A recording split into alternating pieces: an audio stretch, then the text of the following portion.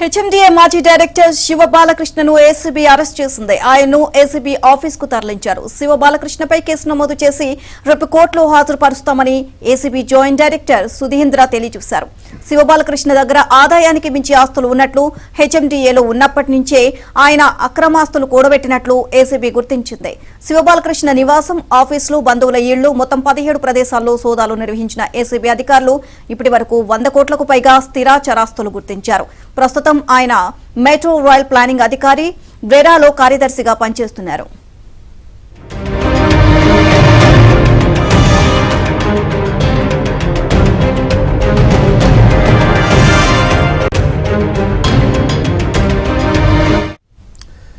రెండు 2018-2023 కాలంలో HMDA planning విభాగంలో కీలక స్థానంలో పనిచేసిన శివబాలకృష్ణ అధికార దుర్వినియోగానికి పాల్పడడం ద్వారా కోట్లాదిగా అక్రమాస్తులు కూడబెట్టినట్లు వచ్చిన ఆరోపణలు, వాటిపై తాజా ఫిర్యాదుల నేపథ్యంలో ఏసీబీ అధికారులు రంగంలోకి దిగారు.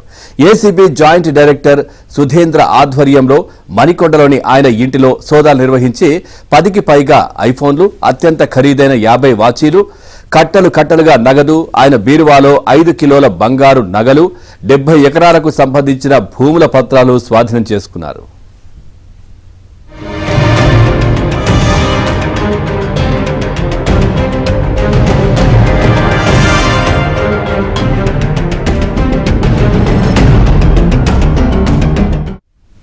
ఇదే అంశానికి సంబంధించి మరిన్ని అప్డేట్స్ క్రైమ్ కరెస్పాండెంట్ వెంకట్ అడిగి తెలుసుకుందాం. వెంకట్, శివబాలకృష్ణకి దాదాపుగా అక్రమాస్తులు 100 కోట్లు గుర్తించినట్లుగా అధికారులు తెలియజేస్తున్నారు. ఓవరాల్ గా అప్డేట్స్ ఏంటి?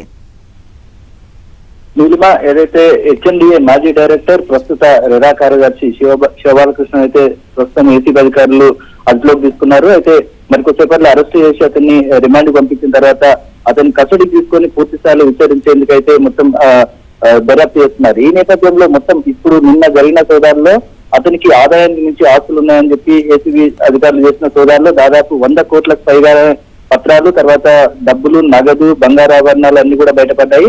అయితే ఇవన్నీ కూడా అతను ఉద్యోగం చేస్తున్న కాలంలో మొత్తం లంచాల రూపంలోనే పెద్ద మొత్తంలో తీసుకున్నట్టు కూడా ఆరోపణలు రావడంతోనే ఏసీబీ అధికారులు అతనిపై దాడి చేశారు.